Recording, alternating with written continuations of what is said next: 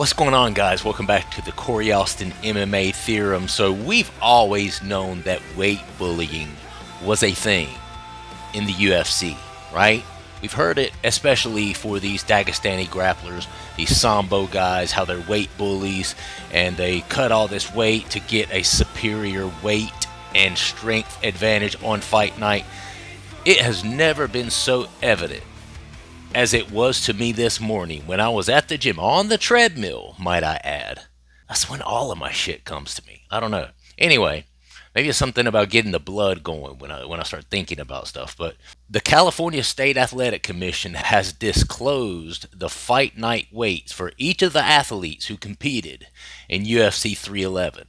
The amount that some of these athletes gained is going to blow your mind. There's three different athletes I would like to discuss, but for different reasons, okay? One of those is Kevi Holland, all right? The next athlete is Jiri Prochazka. The next athlete is Reinier. Reinier de Reeder. I'm going to call him RDR because I have no idea how to pronounce his name. He's a Dutchman, okay? This guy, the one with the big cheesy grin. Well, let me explain to you why he has that shit-eating grin on his face. And you know what? Let's start with him. The biggest weight bully on the UFC 311 card in total was none other than this guy, RDR. Okay, obviously he weighed in at the middleweight limit, which would have been 185, 185.5, 186. He could have gone up to 186. On fight night, his weight was 212 pounds. Okay? Let's do the math. That's 27.5 pounds. That's basically 28 pounds that he gained overnight. Right? Now, that's not the best part. The best part is his opponent, Kevi Holland, only gained 7 pounds overnight. Okay? Let's do a little math here really quick.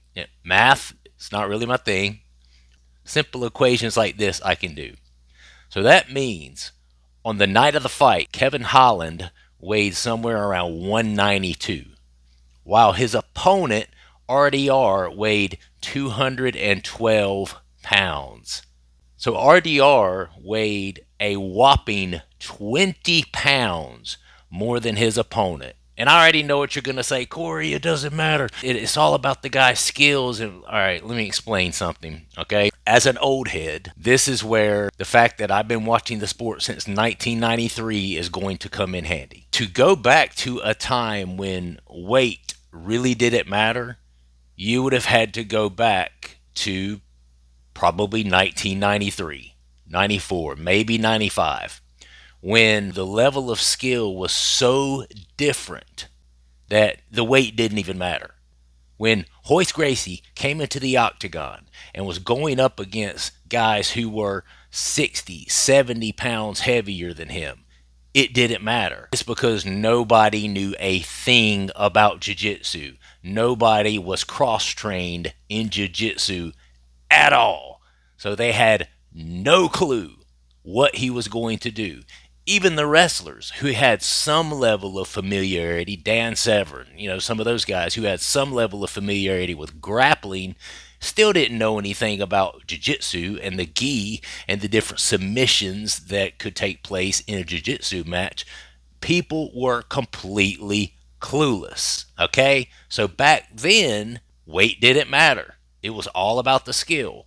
But this day and age, where all of these high-level athletes are highly trained in all different areas of the game, you're always going to have guys that are a little better than others in different areas or in all areas, right? But back then, it was one guy who was really, really, really, really good in this one thing, and then the rest of the field didn't know shit, right? And then this guy proved that his martial art was superior in that form of combat.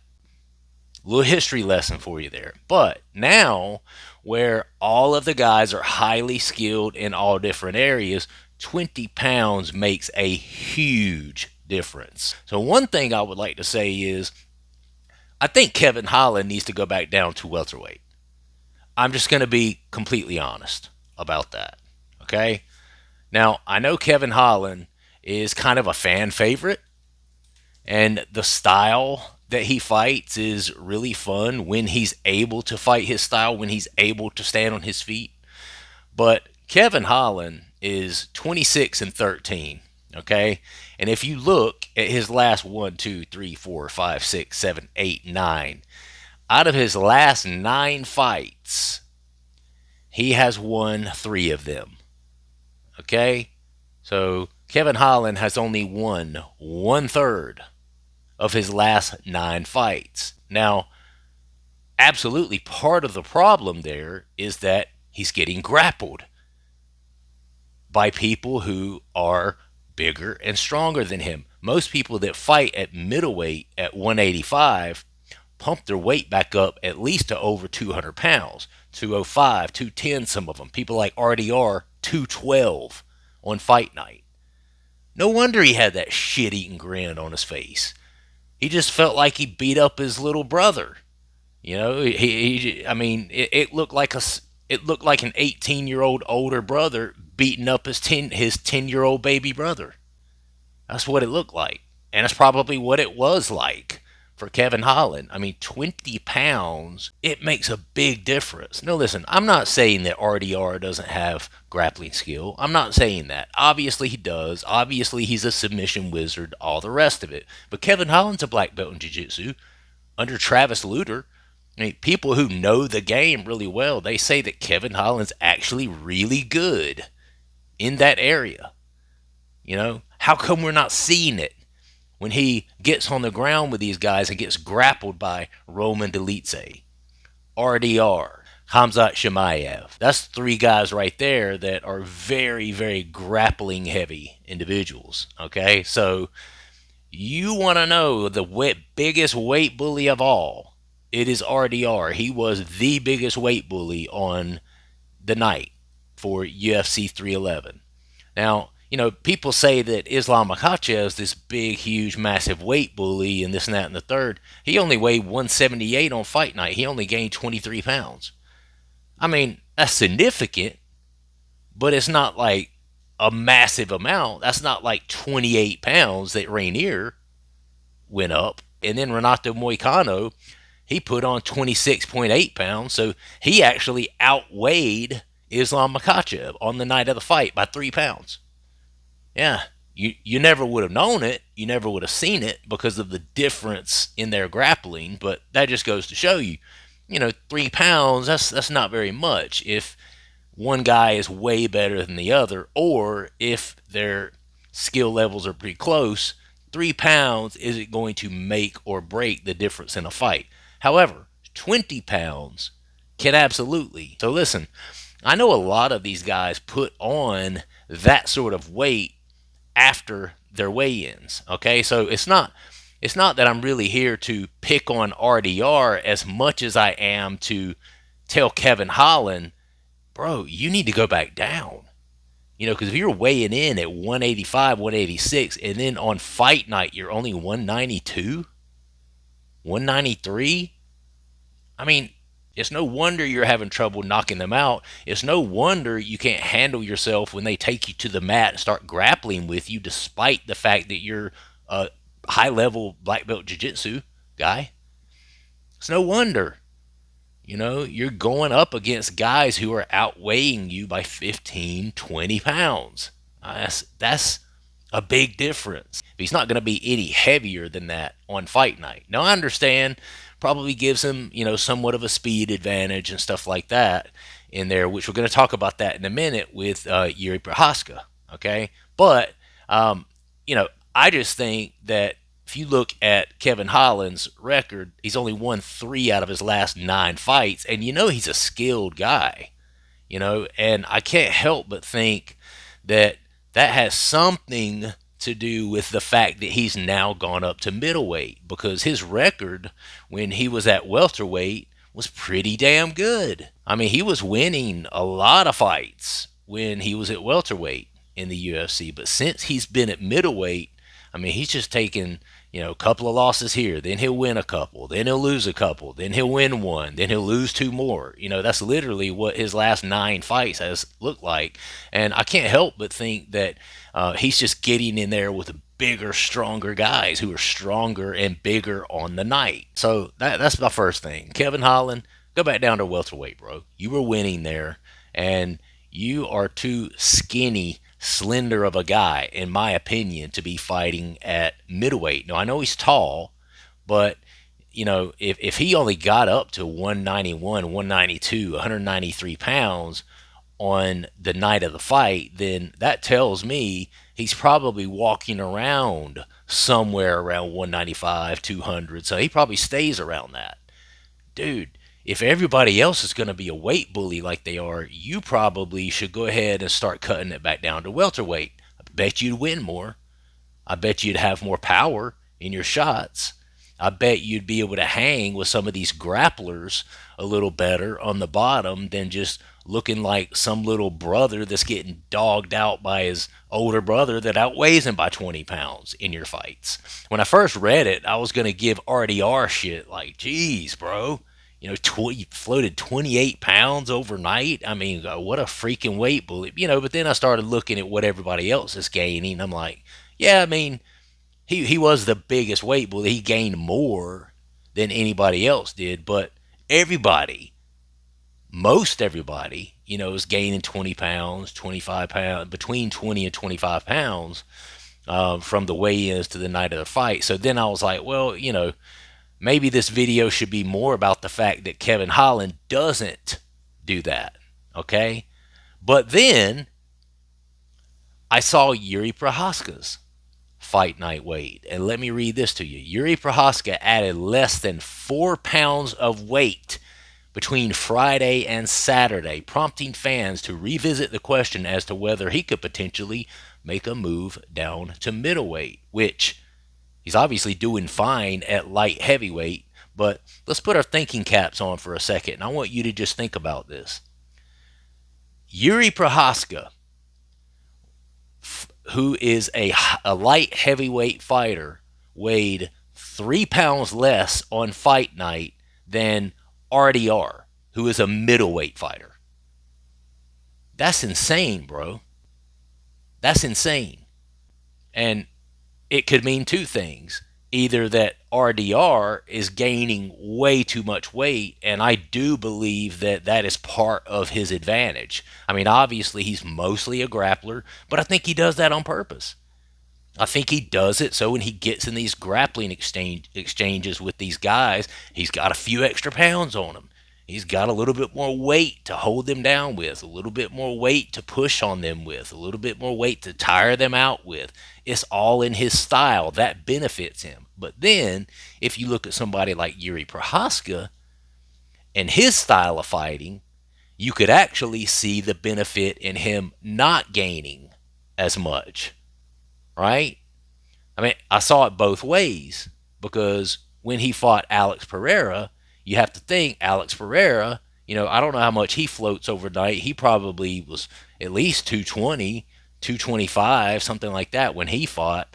And I don't know if this is a regular thing for Jiri Prochazka to only float 4 pounds overnight like that. But, obviously he probably is able to maintain more speed in doing that. You're faster when you don't have as much weight to carry around, when you don't have as much weight to push around. Fans are wondering, hey, why couldn't he go down to middleweight? I mean, he's doing pretty damn well at light heavy.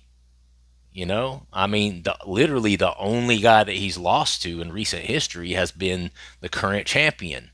So I don't, I definitely don't think there's a need for him to go to middleweight. Now, if he gets this third fight with Alex Pereira and he loses that again, not a bad idea. Not a bad idea. Think about that, bro. Jiri Prochazka versus Dricus du Plessis. Woo! Talking about a super fight.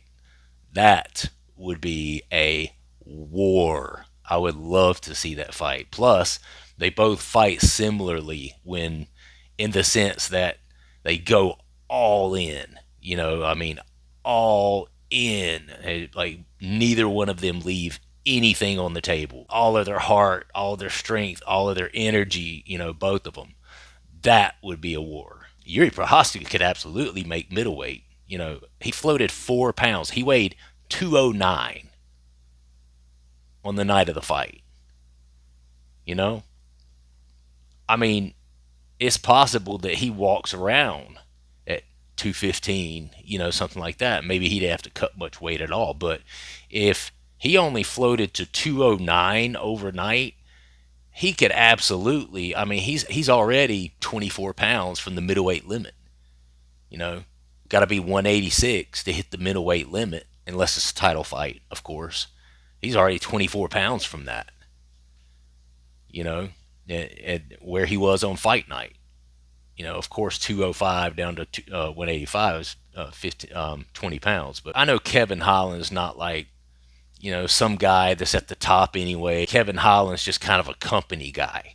We know that back in 2020, he won awards for literally being like the fighter of the year, because he just fought so many times that year when the country was on lockdown and stuff like that. Kevin was like, hell no, I'm making that money, and he got out there and was fighting, like every couple of months or so. Kevin was fighting, taking short notice fights and stuff like that. So he's kind of a fan favorite and a UFC favorite, but I think they could do so much more with him if they would get him at a weight where he was able to be more dominant, and I think that he was more dominant at welterweight. I understand it's easier to cut down to middleweight for a guy his size. I get that. But in comparison to what these other guys are doing, he's not really using it to his advantage. He's only floating 7 pounds overnight. He's coming into the fight at 192, when typically your opponents at middleweight, once they show up at the fight, they're going to be anywhere from 205, 210, people like RDR, 212. You're outgunned, bro. And you might be a little shorter, but then your punches aren't going to have as much impact because you're going to be a significantly lighter guy. So I understand you might have the speed advantage, and I guess that's maybe the way he's looking at it. But speed advantage doesn't do you any good if you're on your back and you got some guy who outweighs you by 20 pounds grappling you to death. I think that if Jiri Prochazka gets the next fight with Alex Pereira, which obviously Alex has got to get through Ankalaev first. If Pereira gets through Ankalaev, Jiri would definitely be the next guy in line to get a third shot at Alex Pereira. I definitely think the UFC would give him that, given his performance against Jamal Hill. I think that if he doesn't win that fight and get that belt back at 205, he needs to go down to middleweight. He could make middleweight. And I think that he could become champion there. Don't get me wrong, Dricus is the man, but Jiri would be a beast at middleweight. A beast.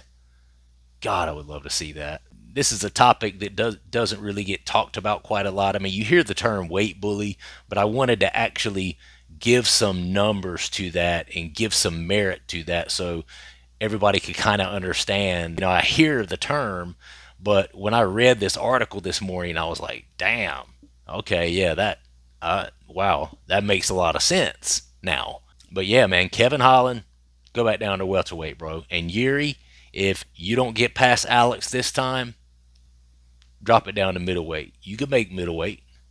Yeah, I have no doubt that he can make middleweight and be very, very effective there. If he's fighting at 209 on fight night for the light heavyweight division, yeah, he could absolutely make middleweight.